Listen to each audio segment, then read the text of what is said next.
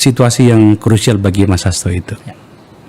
Dan sebelumnya di tempat ini ada dokumen dan beberapa hari kemudian dinyatakan bahwa itu dititip kepadamu, Mem. Yes. Dan you mengatakan bahwa sudah dinotariatkan di sana. Ya. Saya nggak terlalu mengerti soal bagaimana mekanisme itu, tapi pertanyaan saya gini, emang ada barang itu? Ya ampun, masa sih nggak percaya ada barang itu? Bukan. Mungkin ada yang keluar satu. Gimana sih? Saya sempat tanya sama Mas Hasto. Saya ketemu itu beberapa hari sebelum peristiwa penahanannya. Ya. Saya ketemu sama beliau, ngomongin beberapa hal, tapi sekaligus saya tanya,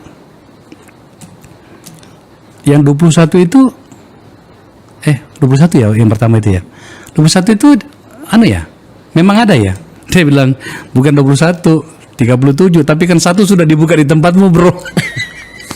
Oh gitu ya? Yang mana yang di tempat saya? Yaitu bahwa Mas Anies itu dikriminalisasi atas perintah Jokowi. Itu sudah juga, itu sudah bagian dari itu. Itu. Ya. Hah? Aku baru sadar gitu kan. Nah, makanya kemudian saya tidak merasa nyaman meminta ke Mas Hasto untuk menyampaikan apa saja, karena saya yakin itu adalah dokumen dia, skenario dia, mungkin juga dia punya rencana-rencana dengan itu ya. Saya nggak mau masuk ke situ. Betul. Nah, tetapi kan namamu ada di situ, men. Makanya aku tanya Bukan tadi. Nama aku aja, nama Mas Andi. Bukan, ya. Tapi maksud saya dia sebutkan dan dirimu bersikap kan di situ. Makanya aku tanya tadi, ada nggak barang itu? Saya tentu saja percaya. Saya tahu siapa dirimu. Nah, sekarang berkembang di barang. Sudah ada keluar satu kemarin tadi mengikuti informasimu tadi itu. Saya pemirsa lagi duduk bersama dengan Koni Rahakuni Bakri di sebuah kafe di sekitar Menteng juga, sambil ngobrol begitu bunyi teleponnya. Enggak, saya harus meninggal ke tempat ini, kakak. Kemana? Dipanggil ke Tuku Umar. Ternyata ibu itu mengkonfrontir soal itu ya. Bukan soal itu aja. Jadi ibu tuh menundukkan, kalau bisa bayangkan di Tuku Umar itu kita ada ruang luar, ruang dalam. Dan aku tuh masuk ke ruang dalam, yaitu ruang utama dengan ibu. Dan ibu cuma tanya, waktu aku datang Mas Andi sudah di sana duluan. Terus ibu cuma tanya, setahu saya yang punya dokumen kopi dari Pak Hasto itu yang dipercaya ada 2 orang, Mas Andi dan Koni. Siapa di antara kalian yang merilis? Ya kan?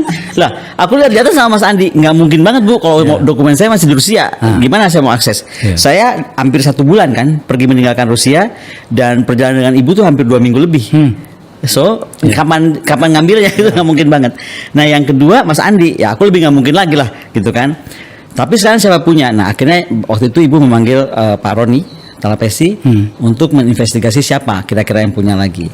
Tapi saya sepakat dengan Kak Akbar bilang, boleh saja saya GR bahwa hanya saya dan Mas Andi yang punya.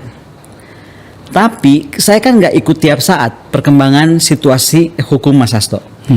Jadi bisa saja skenario A yang tadinya hanya dititipkan di Rusia dan dititipkan ke Mas Andi, lalu bergeser ke skenario B dan C dan D. Betul nggak? Karena kan ketika Mas Hasto mendekati segala macam sidang terkait dengan KPK, saya sedang melakukan perjalanan mendampingi Ibu dan Mbak Puan ke negara-negara tersebut. Saya nggak ada gitu.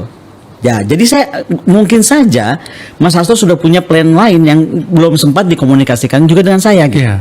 Itu. Jadi kalau saya nggak bisa salahkan, pasti di orang yang mempublish juga nggak mungkin mempublish tanpa izin. Setahu saya Mas Hasto itu sangat hati-hati.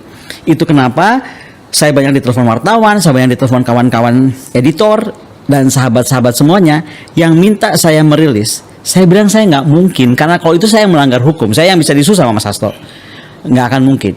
Bahwa Hasto diminta segera untuk mempublikasikan video-videonya itu adalah momen yang saya kira dalam hari-hari ke depan ini sedang ditunggu oleh publik. Jadi sekali lagi, kalau ini tidak jadi dipublish soal video yang berisi terkait dengan kejahatan-kejahatan elit, kejahatan politik, dan kejahatan korupsi, jangan salahkan kalau Hasto itu hanya dituduh sebagai flying victim, mencoba untuk mendapatkan simpati publik, karena statusnya saat ini sudah ditetapkan sebagai tersangka, dan informasi bahwa dan klaim bahwa Hasto punya data-data terukur terkait dengan kasus korupsi di negara kita, itu hanya sebatas halusinasi, hanya sebatas fiksi, hanya sebatas klaim, hanya sebatas omon-omon yang tidak bisa dipertanggungjawabkan.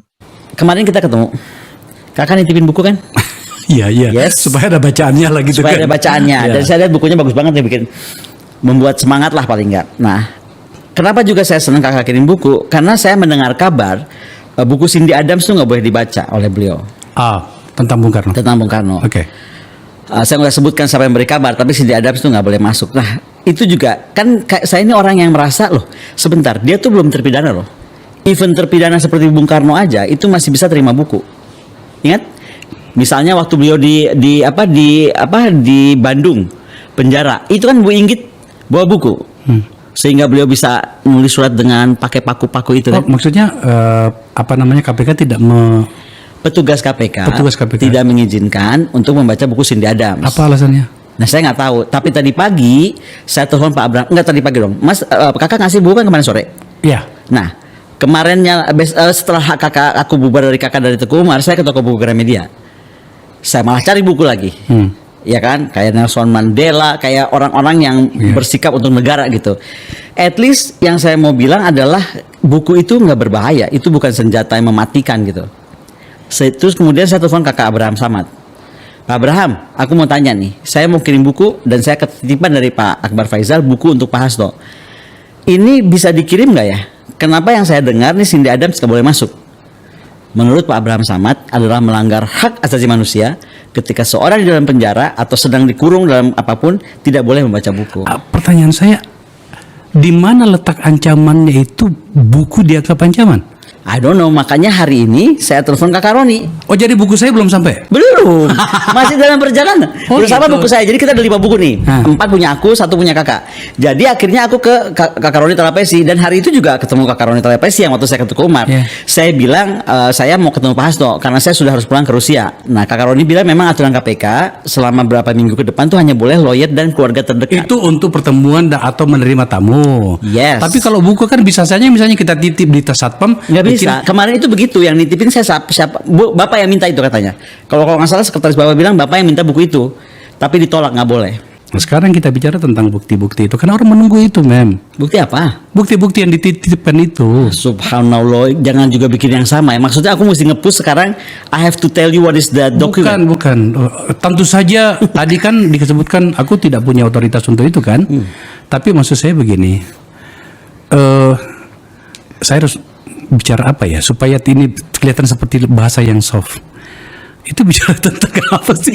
Nih, bicara tentang apa, nomor 1 udah keluar Ya. di acara ini tentang Acara Anies. ini, Anies. Nomor 2 sudah keluar pernyataan Pak Hasto kemarin dengan video siapa nggak tahu yang tapi itu nggak mungkin siapa. hoax karena Pak Hasto ngomong sendiri. Iya. Betul? Oke, berdua. Oke. Ya. Yang hoax itu adalah yang Bapak berpeci bilang saya baca ini itu hoax. Itu hoax. Ada WhatsApp beredar yang sampai viral kemudian aku masukkan ke Instagram aku. Itu juga hoax. Oke. Saya tidak akan meneruskan ke nomor 3 sampai seterusnya. Why? Emang berapa semuanya? Ntar gue malas sebutnya, ntar gue disuruh ngomong. Oke, pokoknya udah jadi banyak. Kakak Akbar, dalam hidupku tuh aku nggak punya apa-apa. Yang aku jaga cuma 1, trust. Betul? Okay.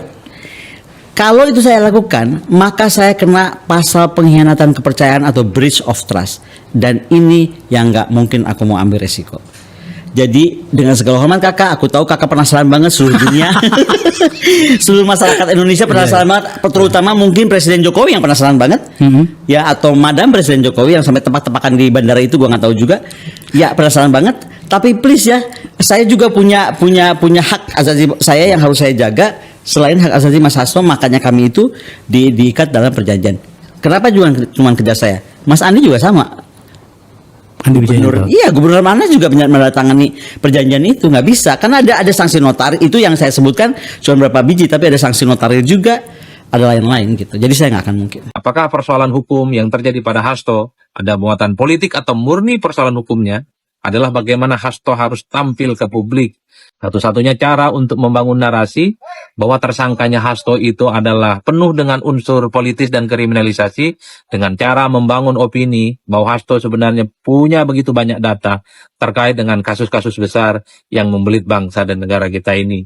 Oleh karena itu, ketimbang ini sudah jadi konsumsi publik masyarakat secara umum, maka tak ada cerita bagi Hasto, tak ada cerita bagi jubir dan tim hukumnya untuk tidak mengungkapkan video-video yang katanya berisi terkait dengan informasi dan fakta-fakta skandal-skandal elit-elit penting di negara kita ini. Meski sekalipun Hasto telah mengungkapkan video-video penting itu, pastinya tidak akan menggugurkan status Hasto yang secara faktual, secara bukti-bukti hukum sudah ditetapkan oleh KPK sebagai tersangka dalam kasus penyuapan Harun Masihu terhadap Wahyu Setiawan, oknum anggota KPU beberapa waktu yang lalu.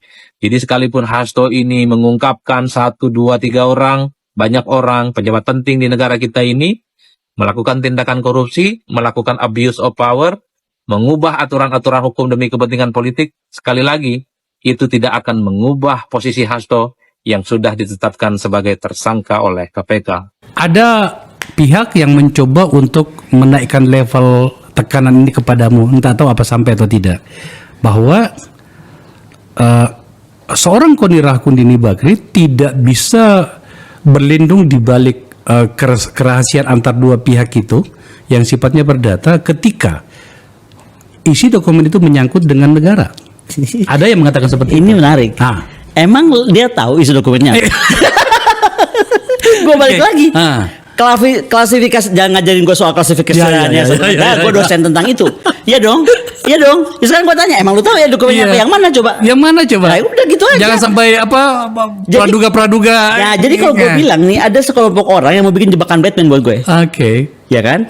Tapi aku harus memberitahu ketika Anda berpikir Anda itu seorang kadal, seekor kadal, aku ini dinosaurus. Gimana sih? Gue bukan GR, tapi aku tahu banget aku sedang di-drag untuk ke sana. Aku nggak mau. Sekali lagi karena tadi buat aku tuh trust paling penting. Kedua, ada perintah ketua umum partai, ya Allah. Ibu bangsa itu langsung Koni Andi set. Oh, siap. Saya itu saya itu pengagum partai paling hebat ini. Ya gue nggak mau partai ini kenapa-napa. Kira-kira kapan video yang berisi fakta dan informasi itu akan disampaikan secara terbuka? Tapi, kalau data dan pengakuan bahwa Hasto yang memiliki potongan-potongan video yang berisi informasi terkait dengan skandal elit kunci di negara ini tidak diungkap dan tidak disampaikan kepada penegak hukum, jangan salahkan publik kalau kemudian akan ada serangan balik yang jauh lebih dahsyat mengarah kepada Hasto. Bahwa Hasto akan disebut sebagai orang yang hanya playing victim, hanya akan disebut sebagai gertak sambal, ini hanya sebatas fiksi dan hanya sebatas halusinasi, hanya akan disebut sebagai orang yang omon-omon, itulah yang akan terjadi. Wajar kalau kemudian publik itu mengkonklusikan ini adalah bentuk dari kemarahan, bentuk dari kekecewaan dari Hasto yang telah ditetapkan sebagai tersangka oleh KPK.